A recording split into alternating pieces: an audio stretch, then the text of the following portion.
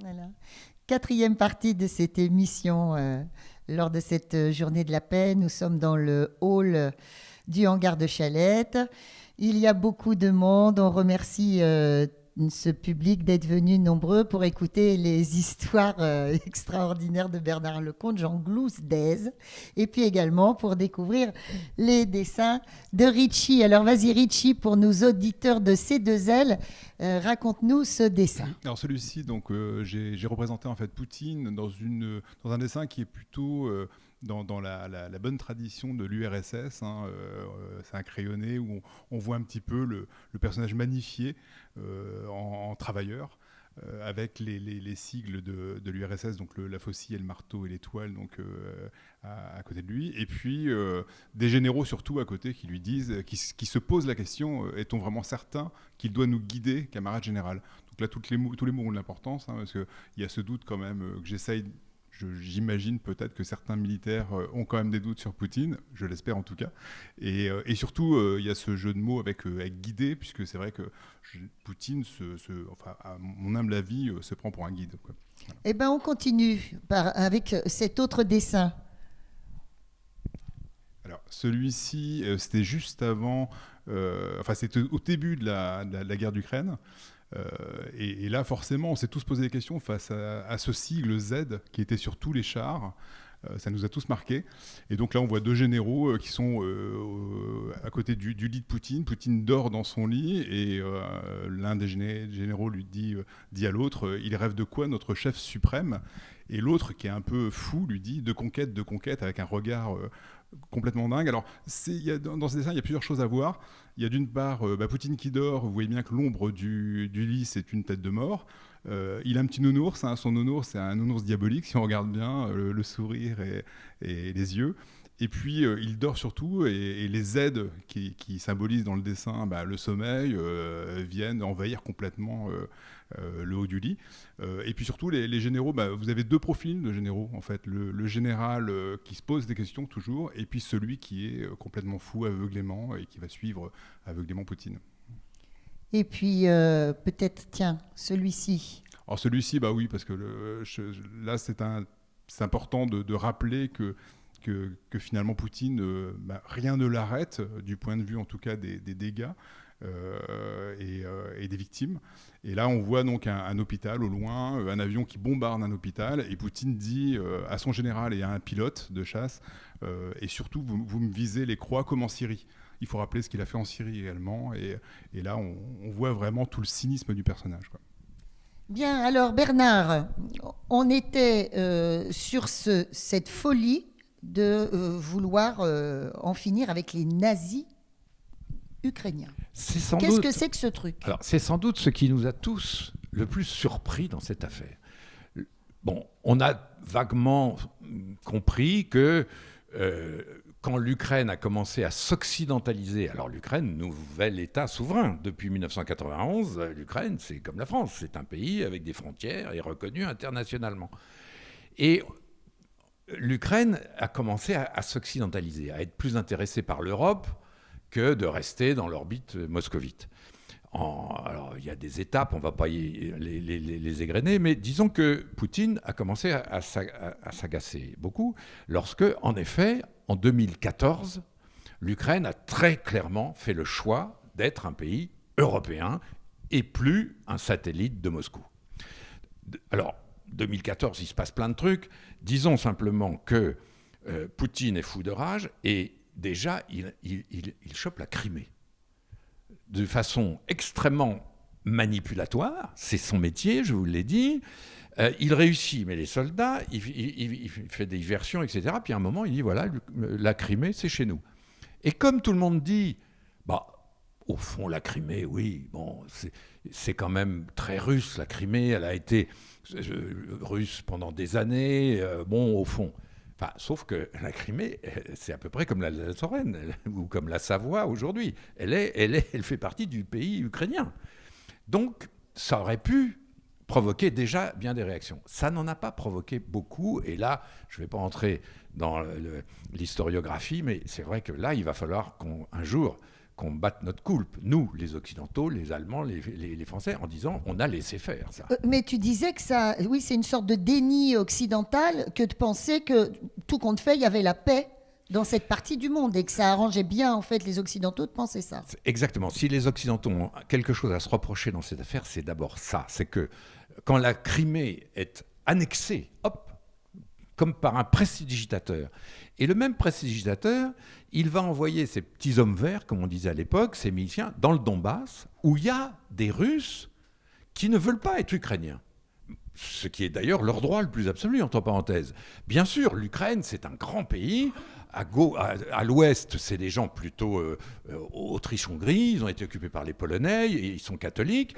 Au centre, ils sont un petit peu tout, orthodoxes, mais orthodoxes ukrainiens. Et à l'est, ce sont des gens qui sont très russes. Et les orthodoxes ukrainiens de l'est dépendent encore aujourd'hui du patriarcat de Moscou. Et donc, ce pays qui est un peu comme ça, qui est un peu désuni, Poutine décide que cette partie russe-là, le Donbass, on va le choper aussi. Donc, il y a une guerre menée officiellement par des séparatistes, mais enfin, tout le monde voit bien qu'il y a quand même de l'armée russe partout, qui déclare son indépendance. Et évidemment, le gouvernement ukrainien et l'armée ukrainienne vont se défendre là, en disant « mais c'est chez nous, quoi ».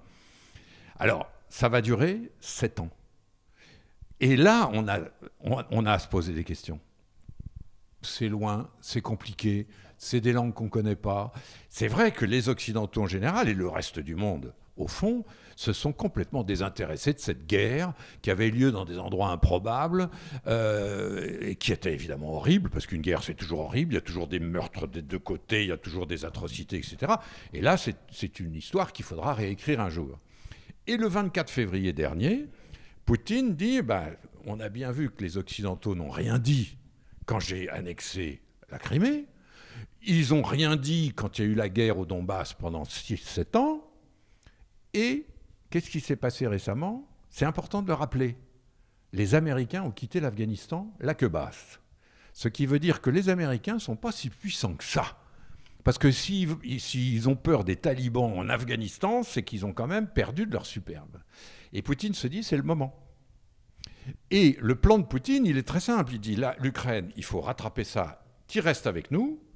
Et pour faire ça, on va faire exactement comme on a fait en 1956 à Budapest, en 1968 à Prague, en 1979 à Kaboul, c'est-à-dire on envoie les chars, l'armée, les avions, on fait peur à tout le monde, on sidère la ville, on balance, on assassine en principe le président, on le remplace par un groupe de types prévus à l'avance qui sont évidemment pro-russes, ça va de soi, et puis ensuite on essaye de normaliser comme on peut. Budapest, Prague, Kaboul, c'est exactement ça qui s'est passé. Et c'est exactement ça qu'il fait avec Kiev. Sauf que là, ça ne marche pas. Parce que d'abord, son armée ne marche pas, elle est pourrie, elle est mal encadrée, mal commandée, mal entraînée. Et puis, il va se passer un truc, alors tout le monde maintenant connaît cette histoire, je ne vais pas m'y attarder, mais les Ukrainiens résistent, dis donc. Ça, ce n'était pas prévu. Ce pays, en 3 parties que je vous décrivais tout à l'heure, en 24 heures, il se dit, mais ça ne va pas. Il n'est pas question que les Russes nous envahissent. Et les Ukrainiens vont empêcher, effectivement, les Russes de gagner cette espèce de bataille, ce blitzkrieg. En 2 jours, ça devait être réglé. Comme à Budapest, comme à Prague, la même chose, comme à Kaboul. Alors à Kaboul, le mec est mort, Amin. Bon, mais là, Zelensky, il aurait dû mourir. Hein. C'était prévu, on le sait, c'était prévu. Eh bien, non seulement il ne meurt pas, les Américains d'ailleurs, qui suivent ça très près depuis longtemps, disent à Zelensky, on vous exfiltre quand vous voulez, vous sautez dans notre camion, machin, etc. Et hop, on vous envoie aux États-Unis. Et c'est cette fameuse réponse qui fait de Zelensky une espèce de nouveau Churchill en disant « Je n'ai pas besoin d'un taxi, j'ai besoin de munitions ». Et ça, d'un seul coup, on comprend. Et tous les Ukrainiens se disent « Ah, ça, c'est quand même pas mal ». Zelensky, c'est un jeune type, producteur de théâtre, comique, acteur lui-même. Il est là depuis 2 ans, on le connaît assez peu, on le connaît comme on connaît Pierre Palmade en France. Vous voyez, c'est une espèce de Pierre Palmade. Voilà. Et d'un seul coup, Pierre Palmade a été élu aux élections, c'était un peu un pari au départ, et puis finalement il s'est pris au sérieux, il a été élu, en effet, et le voilà qui devient Churchill. Alors lui, ils n'avaient pas prévu. Sa femme non plus. Personne. Sauf que voilà, d'un seul coup, l'Ukraine résiste. L'armée russe est engluée, et on voit bien qu'elle l'est encore 7 mois après. Et ils ont reculé, ils ont essayé de reprendre, etc. Et on est dans une situation de guerre absolument ingérable, épouvantable, parce que là encore, soyons clairs, une guerre, ça fait des massacres, des horreurs, etc. Et le jour où on refera l'histoire des soldats qui venaient de Sibérie, je ne dis pas que c'est des braves gars, parce que ce n'est pas vrai, c'est des sauvages, mais enfin des Yakoutes, des Bouriates, des gens qui sont à 10 000 km de l'Europe, qui ne savent même pas où était l'Ukraine. On leur dit, vous allez faire la guerre aux néo-nazis, et bien évidemment, vous vous servez. Ils volent tout ce qui est dans les appartements et ils violent les femmes. Si vous étiez Bouriate et si vous aviez à lutter contre les nazis, évidemment que vous allez violer les femmes. Sauf que c'est une horreur.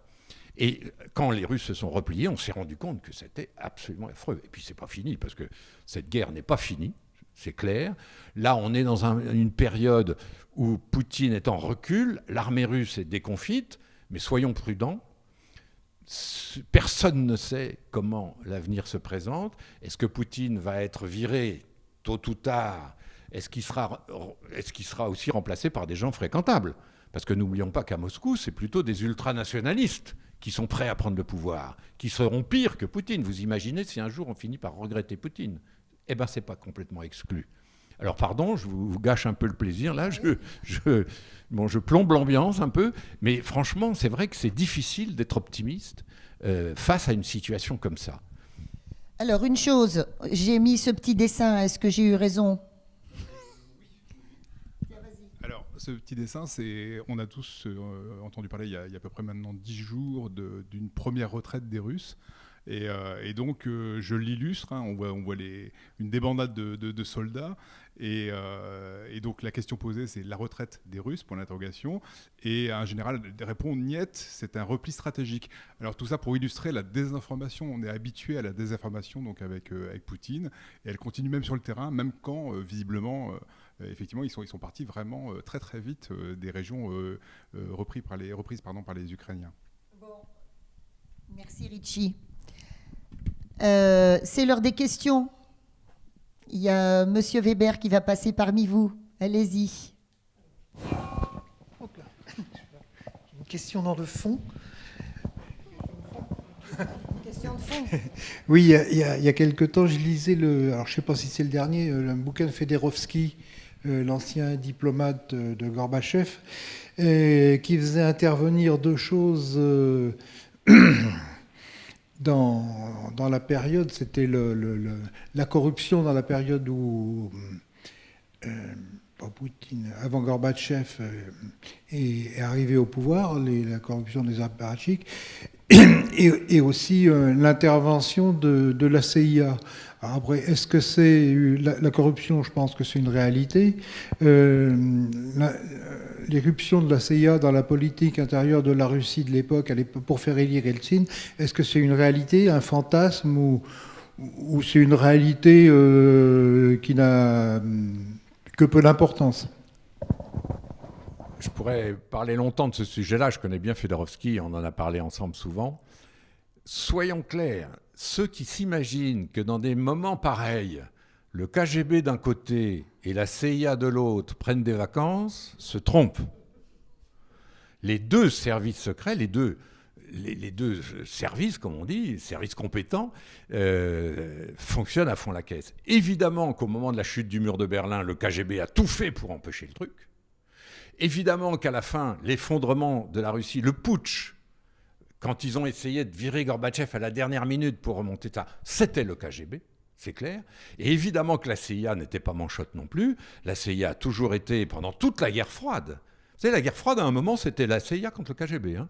C'est d'ailleurs pour ça qu'on appelle ça une guerre froide. Si ça avait été chaud, il y aurait eu des armées. Mais là, il y avait que les services. Et la CIA avait suivi tout ça. Et la CIA, alors c'est pas la CIA qui a fait élire Boris Eltsine, soyons clairs, c'est le peuple russe. Hein. Moi j'y étais, je peux vous garantir que là il n'y a pas de discussion. Mais que la CIA, elle l'ait un peu aidé, et aidé quelques intellectuels, et aidé quelques dirigeants à mieux voyager, à comprendre les choses, à avoir un peu de pognon s'il le fallait, que sais-je? Évidemment oui. Évidemment, oui. Mais ça, vous savez, aujourd'hui, le FSB et la CIA sont toujours actifs. Le FSB, l'héritier du KGB. Alors, le FSB est très actif, parce que c'est le FSB, par exemple, qui va organiser les élections après-demain. Ce fameux référendum dans le Donbass, les 4 référendums qui sont, soyez clairs, il n'y a aucun doute là-dessus, totalement truqués. Comment voulez-vous, où que ce soit, et quand que ce soit, organiser 4 référendums dans une situation aussi complexe en 2 jours? Ça n'existe pas. Évidemment que les urnes sont déjà prêtes, avec les bulletins dedans, et je peux déjà vous dire, et puis nos auditeurs jugeront, parce que je le dis avant qu'ils m'écoutent, ça sera du 93%. C'est comme ça, c'est le FSB. Bon, et ce sont les séparatistes qui ont besoin de ça, parce que les séparatistes, en ce moment, ils sont en train de se dire, on est en train de perdre la guerre. Les séparatistes, donc ces minorités pro-russes, du Donbass, de Lugansk, et éventuellement du Sud. Et donc, voilà, il ne faut jamais oublier les services secrets. CIA, KGB ou FSB, ça existe, ça travaille. Vous voyez à la télé en ce moment un gars qui s'appelle Sergei Girnov, qui est effectivement un ancien du KGB, brillantissime. Il est parti pour pénétrer les administrations françaises, les milieux politiques français, en 91. Il a fait l'ENA comme étudiant étranger. Là, à l'ENA, ils étaient bien contents d'avoir un Russe. On n'en a tellement pas souvent. Et il a fait l'ENA, le gars. Et il parle 3 langues, 4 langues. Et il revient à Moscou, il dit, voilà, j'ai réussi l'ENA, voilà, je vais donc m'infiltrer. Alors, on l'aurait trouvé probablement un jour sous-préfet quelque part ou conseiller dans un ministère. Sauf que là, il revient, on est en août 91, il prend l'avion et il apprend qu'il y a un putsch. Alors, il téléphone à ses copains, il dit, qu'est-ce que je fais ? J'y vais. Et ses copains lui disent, je le sais par lui, parce que je le connais bien, et ses copains lui disent, mais casse-toi, reviens pas, t'es fou. Et donc, il part pour Paris, il a déjà une place dans je ne sais plus quelle administration, il a un logement, il va d'ailleurs bientôt aller à la préfecture en Savoie, etc. Et quelques mois après, il n'a plus de pays. Parce que non seulement le KGB est dissous en novembre, mais l'URSS s'effondre en décembre. Et Girnov dit, alors moi, je n'ai pas trahi le KGB, il n'y en a plus. J'ai pas trahi l'URSS, il n'y en a plus. Donc j'ai fait ce que j'ai pu pour vivre normalement. Et maintenant, voilà, je suis français. Il est réfugié. Il a un statut de réfugié. Et il est évidemment surveillé un peu par les services français parce que c'est quand même un mec qui a été courageux. Parce qu'aujourd'hui, les anciens du KGB, il leur arrive quand même assez souvent des accidents de travail. Hein, voilà. Donc, voilà. Enfin, voilà, pardon, j'ai été un peu long, mais pour vous dire, voilà, faut jamais oublier les services secrets, faut jamais non plus leur prêter trop de pouvoir. Voilà. Écoutez, il est 20h. S'il y a une question, on la prend. Sinon, on arrête. Et vous aurez un petit peu de temps aussi pour pouvoir faire des dédicaces. Il y a le livre de Bernard Lecomte, ici, Gorbatchev. Donc, d'ailleurs, tu aurais pu en prendre d'autres quand même. Tu aurais pu prendre ton bouquin sur le KGB. Je suis très déçue.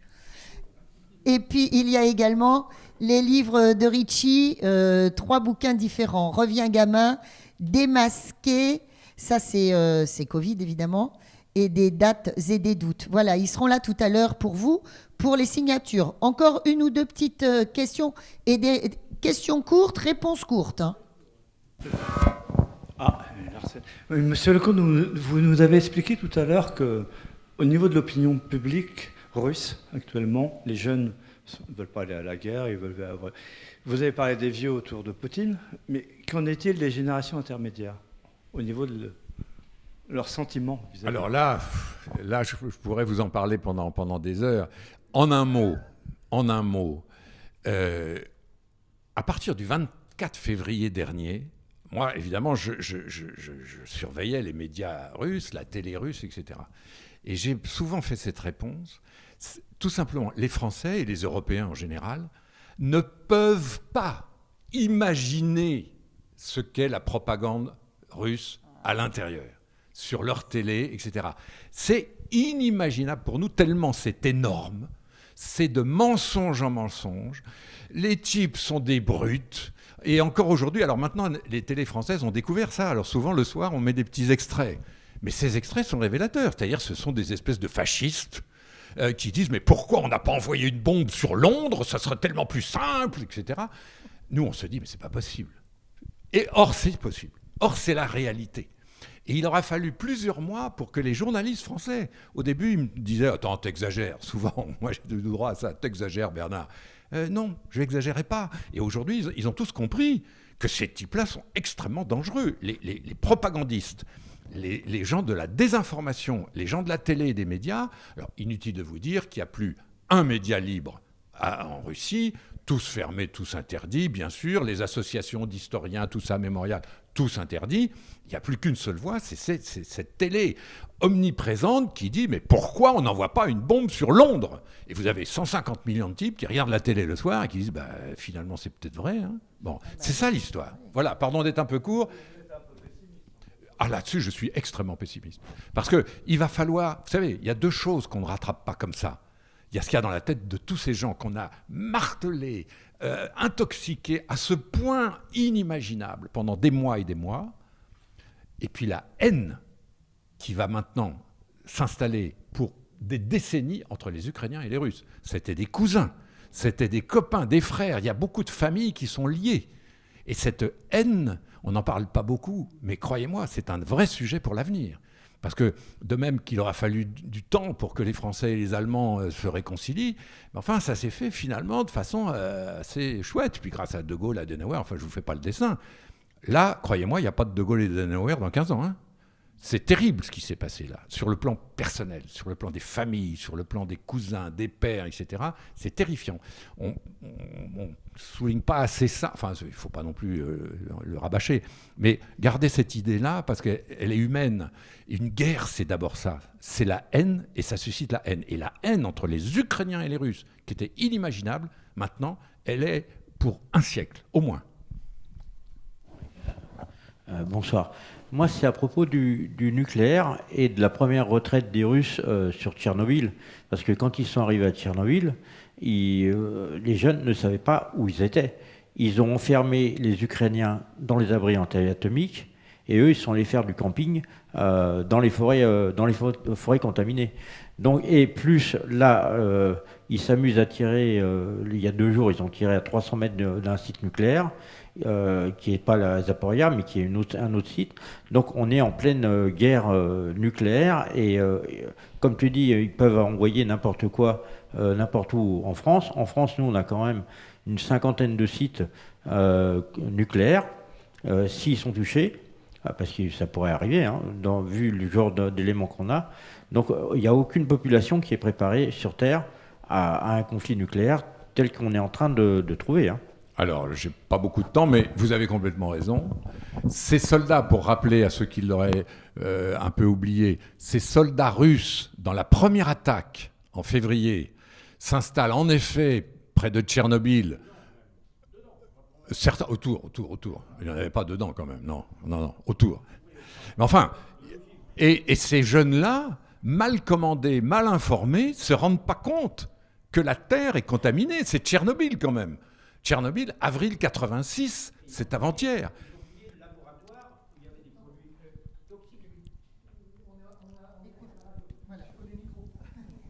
Donc voilà, pardon, on est en bout d'émission, mais vous avez raison, c'est une façon incroyable, c'est nouveau, personne n'est préparé à ça. Vous dites même nous en France, mais bien sûr, le fait que Poutine utilise des centrales nucléaires comme objet de chantage nucléaire. Alors on est dans le civil, mais le résultat est le même.